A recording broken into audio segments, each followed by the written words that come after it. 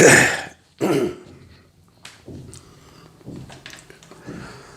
now we are going to move to the most dynamic side of public finance, that is fiscal policy, is a budget. Right now, we are not going to discuss the budget for the year 2020-21. We are right now going to discuss the core issues regarding the structure of the budget and what about the financial management of the country. These things are so important that once your basics are clear, then in the end, when we discuss the current scenario and whatever changes they have taken place or they are going to take place, so everything I will discuss. But the first thing is the basics of budget. Okay, budget is a very common thing. Like government, we also make budget. You must be knowing, budget basically is a rough estimate.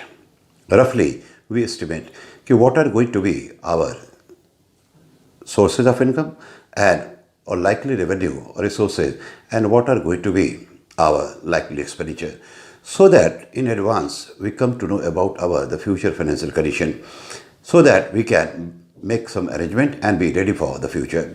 So budget, ours budget, like the government I said, we are also making budget. So ours budget is called private budget. Now government's budget is called public budget. So both are similar in one sense, both the budget basically it is for future and both basically they go for rough estimate about the future course of action. But there is a basic difference in the preparation of the budget. Okay, when we make the budget, the first thing we keep in mind our likely incomes. What are going to be our likely incomes? And keeping in mind the likely incomes, yes, expenses are decided accordingly, definitely in order of preference, and expenses are decided keeping in mind the likely incomes, and once all the incomes are exhausted, the remaining expenses are cut, they are deferred, so that we can maintain a proper balance between our incomes and expenditure, to make the balance budget. Now, government cannot make the budget in this way. You must be knowing our government is in deficit since the beginning. Deficit. We have never seen surplus budget. So some people, they are totally confused. Why don't, despite taking various measures by the government has not been able to overcome the situation. If the government is making budget like we people, very soon deficit will be over. But that is not the case. Because the process of making the budget of the government is totally different. Let us say the process of making budget. The budget of the government starts with setting a target of growth rate. The first thing that government decides, that is called growth rate. Now growth, as you know, is a necessary condition. It is the rate at which production is increasing. We have discussed in detail in the past. Growth is said to be a necessary condition. Without growth, just forget the other objective. If growth is missing, it's necessary, although not sufficient. Sufficient contribution is distribution. So if growth rate is missing, just forget the other objective. The process of budget starts with setting a target of growth rate. Growth rate varies from budget to budget, but we will go to make the things very, very easy. So let us go for setting a target of growth rate of 8%. Fine? It means economy has to grow at a rate of 8%. This is the targeted growth rate. Now, this 8% growth rate, it is not an automatic situation. For that, government will have to make the expenditure, particularly those expenses, later on I will discuss, capital expenditure, which can increase our production capacity, then only we can produce more. So keeping in mind the targeted growth rate, government will be deciding the volume of expenditure. See, this is called size of the budget. When we discuss budget figures later on, what we can see, for this current year, 2020-2021, the size of the budget is around 32 lakh crore. And every year, last year, it was around 28 lakh crore. So size of the budget in India, every year it is increasing in between 10 to 15%. So 32 lakh crore is a big amount. I'm going to make the things very simple by taking a simple example. Suppose to get the target of 8%, then government decides the likely expenditure. This is known to be budgeted expenditure. So let us go for 500. What we can see? Rupees 500. Actual, it is more than 32 lakh crore. So government, while making the budget, it is moving in reverse direction. Okay. So first thing is growth target. The growth target is of 8%. Then keeping in mind the growth target, government will set the expenditure target. Okay, this is the volume expenditure needed to get the target of 8% growth rate. Then government will manage the finance. And government will have to see from where this money will come. So government has got its own sources of income. Okay. Broadly, okay, they are of two types. First is called tax revenue. Second is called non-tax revenue. Okay. Government has got various sources of income, tax revenue and non-tax revenue. But the problem is, these two they have, means government's own income, they have not been sufficient to meet all the expenditure. So let us go for, okay, suppose through tax revenue, government could manage 350 and through non-tax revenue, it manages 50. So government's own income, that is only 400, not sufficient to meet the total expenditure of 500. And this has been the problem with India. Since 1951, never we have seen government's own income, what government of India is able to generate from its own sources, broadly taxation and non-taxes, they have never been sufficient to meet its expenditure.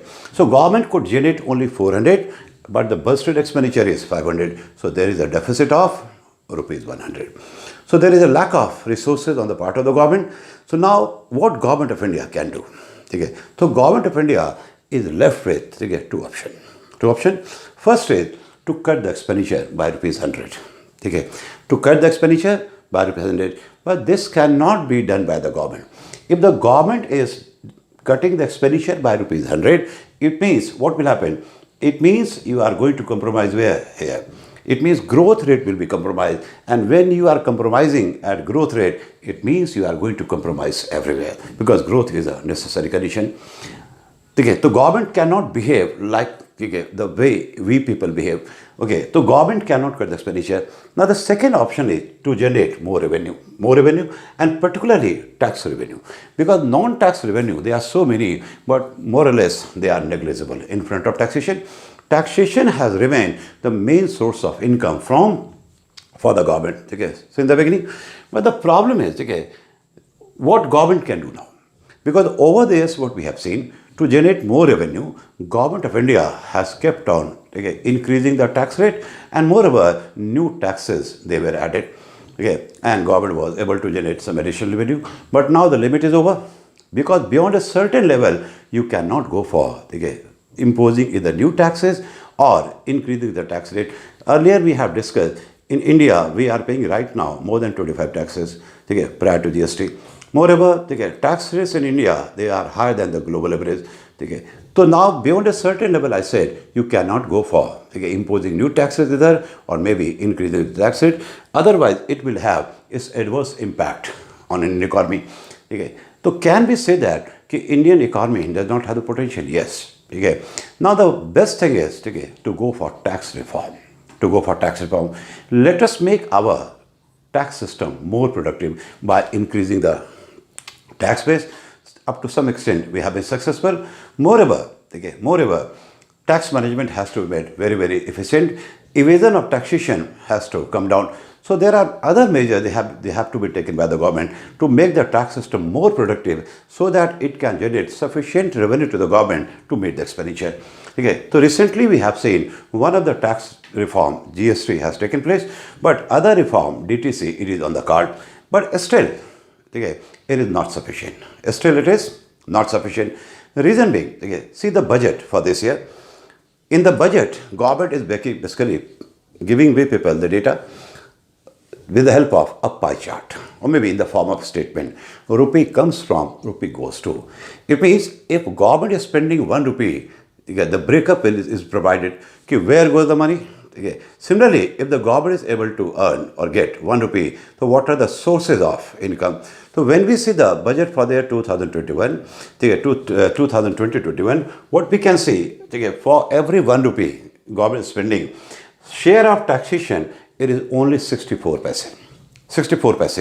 And those of non-tax is 10 paise. So 64 plus 10, it means 74.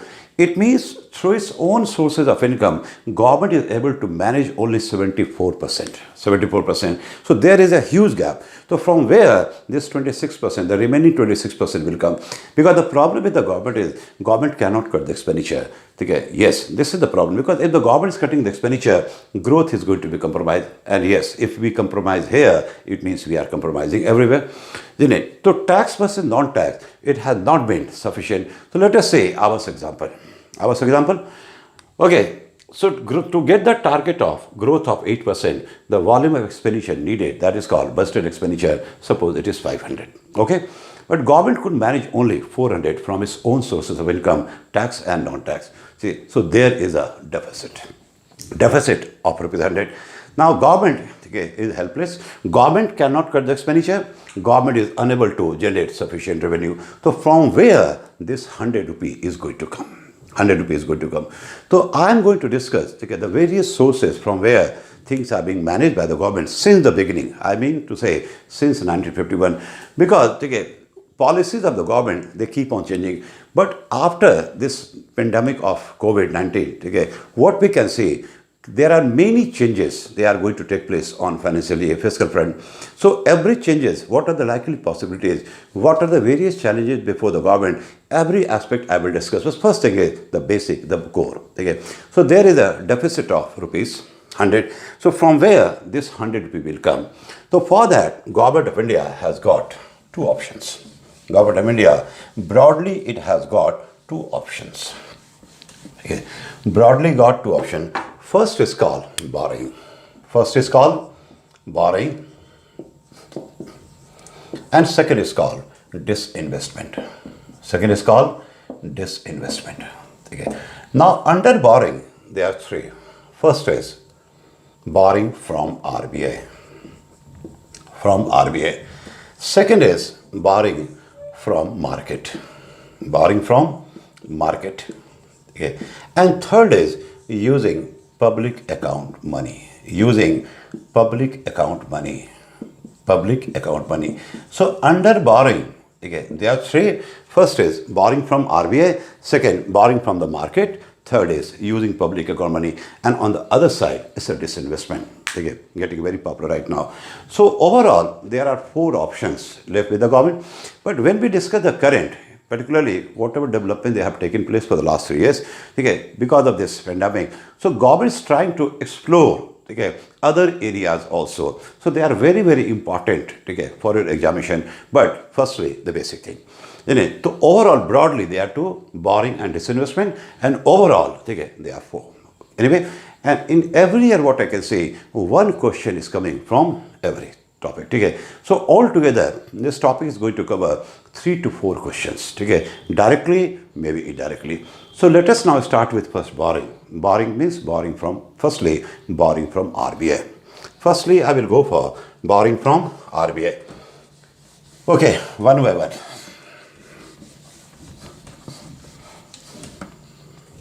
Okay. Borrowing from RBI.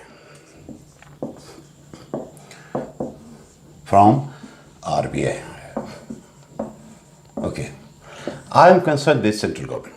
It's a RBI and it's a Government of India. Government means Government of India. Okay.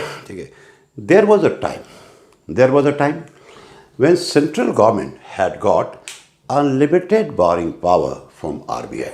I repeat again, there was a time, because this policy was given up later on.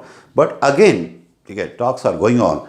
Let us start or go for the same policy. Okay. So what we can see in the future, in the coming days, again this policy may be followed in India.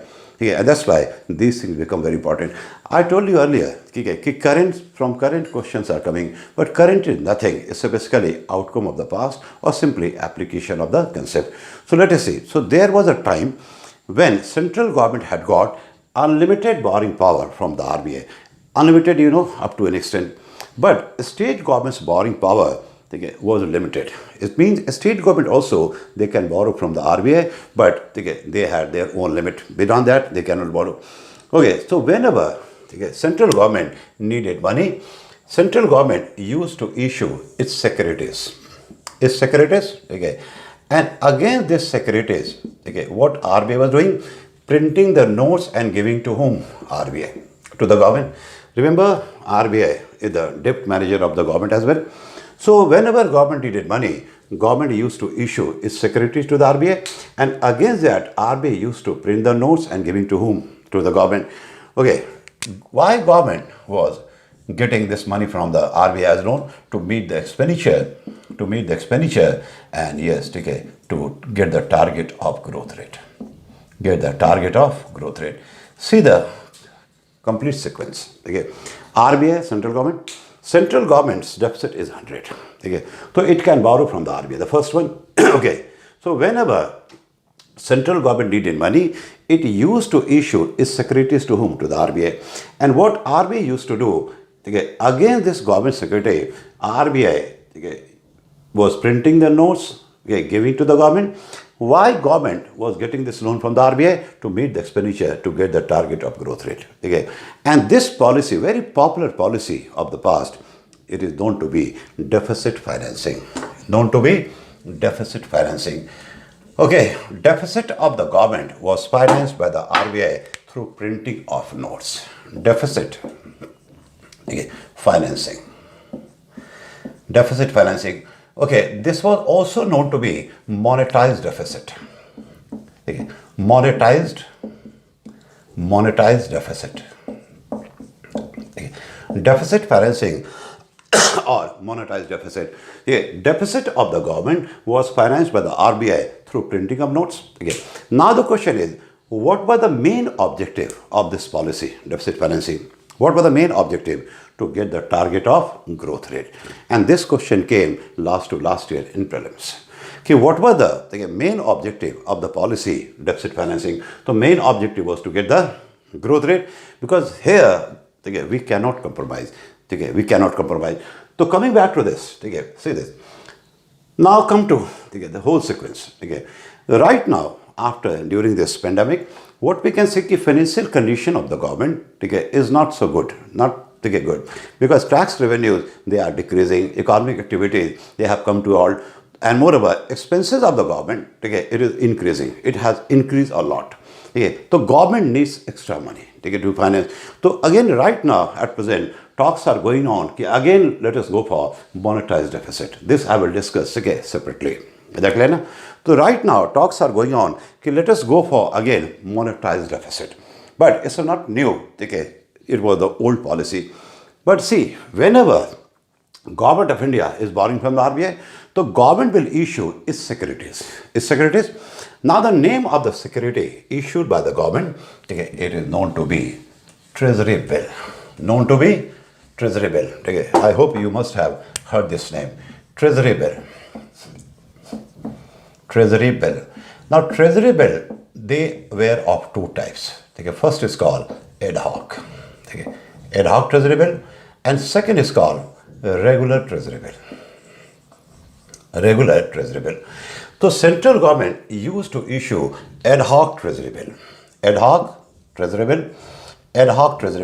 and the name of the security, it was Adhoc Treasury bill, and against that, RBI used to print the notes and giving money to whom? Government, and government was spending the money.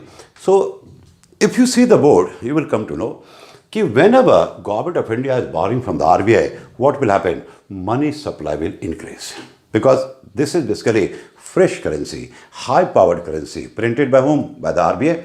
So whenever government of India is borrowing from the RBI, money supply will increase, and yes, okay, more and more money will come into the market. Remember, okay, previous classes, money has a link with both demand and supply. Okay, but the relationship is completely different. Money alone can increase the demand, but money alone cannot increase the supply. Okay. Yes, okay. It was a very popular policy, and for the government, okay, it was basically a very convenient method to get the money from the RBI. Whenever they needed money, okay, they used to issue Adhoc Treasury bill. It's simply acknowledgement of debt. And against this security, RBI used to print the notes and giving it to whom? To the government. Okay. No one realized it is going to create a huge problem for Indian economy, because it will lead to excess money supply. Okay. Yes, nobody thought of, yes, see, in 1990-91, economy collapsed because of various reasons. And one of the reasons, poor policy making on the part of the policymaker. Okay, this was indeed, okay, a wrong policy. Wrong policy in the sense that policymakers of the past, in the past, for the government, okay, it was the most convenient way of getting money. Why to go for tax reform? Why to disturb the people? Whatever money you need, RBI is ready with the machine, take a printing machine, take a just issue RBI ad hoc treasury bill, and against that RBI will be printing the notes, giving it to the government. Okay. And exactly, okay, come to the second 5-year plan. Second 5-year plan, you must be knowing, India went for industrialization. Okay. Yes, 56 to 61, massive, okay, investment took place. So second 5-year plan, okay, it was based on a wrong assumption. What Government of India did, Government of India wrongly assumed that whatever is financially possible is, whatever is physically possible is financially possible as well. I repeat again, whatever the assumption was, whatever is physically possible is financially possible as well. Now, for heavy industries, we need two types of resources. Physical resources means other than money, and yes, we need financial resource, that is called money. Okay. Government assume that if there is no problem of land, labor, etc., okay, machinery, raw material, okay, then money is not going to be a problem. Okay. So why government was so confident that money is not going to be a problem? Because RBI is ready, okay, was ready with the machinery, and that exactly happened. In the second half of the second 5-year plan, okay, there was an acute shortage of money, and then, okay, printing of money started. Okay, massive printing. Okay, and this policy continued. If you see the third 5-year plan, 1961 to 66, during that period, whatever investment took place, whatever budget, okay, expenditure was, out of that total budgeted expenditure, okay, for the third 5-year plan, okay, 20%, more than 20% contribution came from this. And yes, money supply in the country increased, and as a result, what we see, okay, there was a huge gap between demand and supply. Beginning of New India, the impact of this excess money supply we started facing after 1962 Chinese war. Okay. After that, what we can see, again I repeat, that money alone can increase the demand, but money alone can not increase the supply. Okay. That exactly happened. So then this excess money supply created a huge gap between demand and supply, leading to demand pull inflation. Okay. Demand pull inflation. Demand pull inflation is because mismatch between demand and supply. Okay. So this policy was responsible, and not only, okay, India, a new India was born, inflationary India, but also, okay, yes, there was a growth of another economy that is called parallel economy. Parallel economy where everything is black. Okay. Right now, what we can see, there are two types of economy: real economy where everything is white, and parallel economy where everything is black. Now, real and parallel economy, they are not too parallelized. They are never going to meet. In fact, at present, what is happening? The growth of parallel economy is hurting the real economy very, very badly. Okay. The parallel economy is hurting the poor people. Okay. It is hurting the middle class income group people. So these things I will discuss after some time. So beginning of New India, inflationary India. Okay. And this policy continued. Okay. Gap between demand and supply, it became so high. Okay. Then came, okay, 1990-91, Indian economy collapsed. Okay. What were the reasons? Reasons were so many, and yes, okay, the main reason was the poor policy making on the part of the planners. Okay, this was one of them. 1990, India went for reform. Okay. Manmohan Singh became the finance minister, and P.V. Narasimha Rao was the prime minister. Now, reform is giving up the old policies almost completely. Giving up the old policies completely and coming out with a new set of policies which are totally different from the old one. So, during 91 reform, do you think this policy should be given up? Okay, already it had done the damage. Okay, and when reform की बात करें, it means giving up the policies, old policies completely. Okay, so this policy should be given up. Okay, during 91 as well. Okay, but unfortunately, despite giving most of the old policy, this policy continued even after 91. And for that, we cannot blame the government. Because 1991, Indian economy collapsed both on external and internal front. On internal front, fiscal deficit was very high. In fact, all the deficits of the government was at their alarmingly high level. Government was left with no money. Manmohan Singh, the finance minister then, he thought about giving up this policy, but he realized that if this policy is given up suddenly, the government will struggle. Then from where government will get the money? Okay, so unless some new channel is designed or some new method is found, we cannot give up this policy. But he came out with a new concept that is called disinvestment. Disinvestment. He realized that sooner or later this policy had to be given up. So let us find another source of finance. He came out with the concept of disinvestment. Disinvestment is going to replace this policy of deficit financing. During those days, government was so concerned about disinvestment, a separate ministry was created, disinvestment ministry. Nowadays, it is coming under finance ministry, and when you create a separate ministry, you need a minister. So the first and the last disinvestment minister of India, it was Arun Shourie. Okay, so disinvestment concept came during 91. It is, yes, of Manmohan Singh. So despite reform, this policy continued after 91 also. Yes, and India, every after 5 years election is it, then government change. Then came 1997. 1997, at that time, NDA was in power. Then historic agreement took place between the RBI and the government, and this policy was given up. This policy was given up. This policy was given up. No more borrowing. And yes, ad hoc Treasury bill, it was scrapped. Ad hoc Treasury bill, it was scrapped. It means now government of India cannot borrow from the RBI to meet the budgeted expenditure. So 1997, this policy was given up. Nowadays, you can see when you see the current, again talks are going on. Let us go for the same policy. Now, before that, let us see the Treasury bill. So ad hoc Treasury bill, it was scrapped. Now another Treasury bill is there, that is called a regular Treasury bill. Now what is a Treasury bill? In fact, what is a regular Treasury bill? So when we discuss banking, under SLR, we will discuss regular Treasury bill is still being used. So regular Treasury bill, their purpose is totally different, and they are still being used by the RBI under monetary policy. So this is totally different from this. Is that clear now? So this policy was given up. Now come to current. Again, it is possible government may go for this old policy of deficit financing, but giving some new feature. They are known to be monetized deficit. They are known to be monetized deficit. I hope you people are now getting comfortable. So first we have discussed borrowing from RBI. So whenever government of India is borrowing from the RBI, what will happen? Money supply will increase. And regarding money, this government security was the basis of printing the notes. When we discuss banking, or you must be knowing, very common question. Normally students ask, sir, in India, RBI is printing the notes. So what is the basis of printing the notes? On what basis RBI print the note? So when you go through the books, you will come across with so many concepts like gold system, minimum reserve system, proportionate system. Unfortunately, you fail to understand anyone. So when we discuss Indian basis of printing notes, it was minimum reserve system.